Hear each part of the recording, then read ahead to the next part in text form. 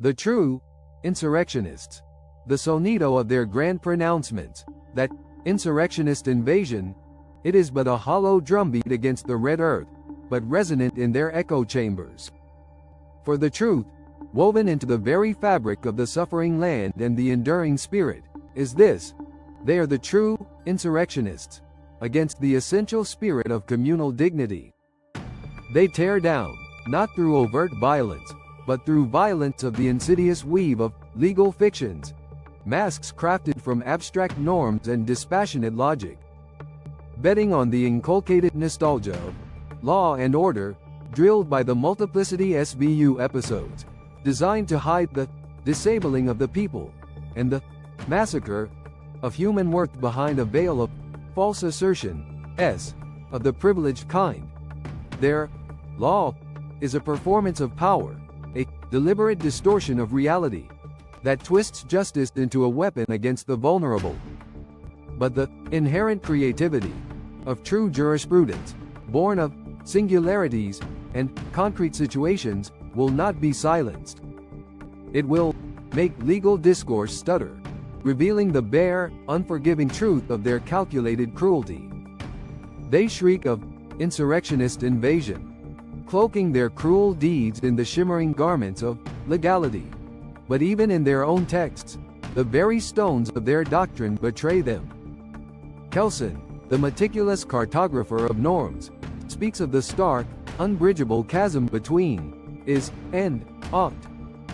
He instructs us that the validity of a legal norm is fiercely independent of its moral content.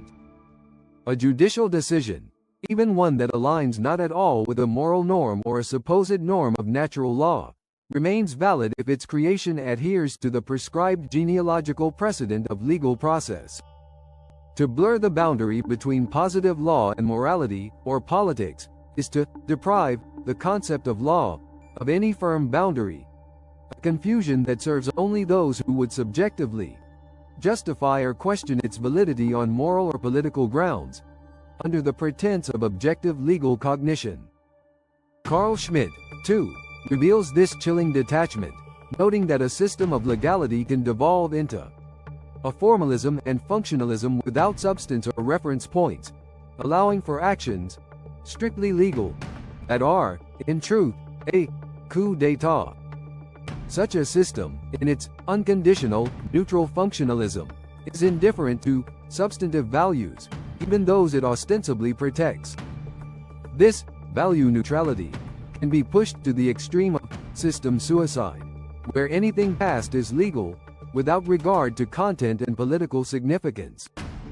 Deleuze, in his relentless pursuit of the concrete, would scoff at the hazy abstractions and oppressive transcendences invoked by such a discourse on human rights, seeing in them real obstacles to the functioning of the constructive system, reducing the migrant, the gente de color, to a mere abstraction outside the embrace of concrete, situated justice.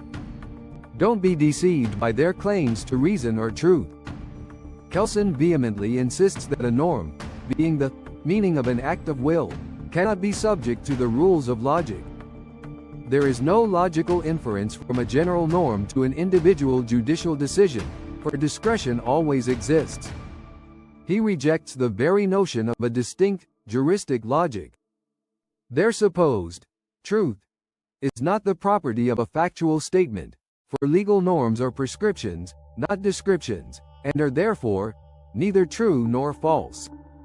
When they employ legal fictions, they are utilizing a false assertion of the privileged kind, a device propounded with a complete or partial consciousness of its falsity, yet acted upon as if true. These are not transparent truths, but rather strategic redescription of facts to achieve a desired, often hidden, outcome. The very language of law, as explored in the study of legal fictions, can be seen as an artifice, a communicative device for signaling the technicality, the semi-autonomous character of legal language, or even a means of making change in law's institutions, discourses and practices. This artifice allows for judicial prevarication over judicial activism, enabling the law to be twisted by excess of zeal. By Tezozomak, copyright 2025-06-15.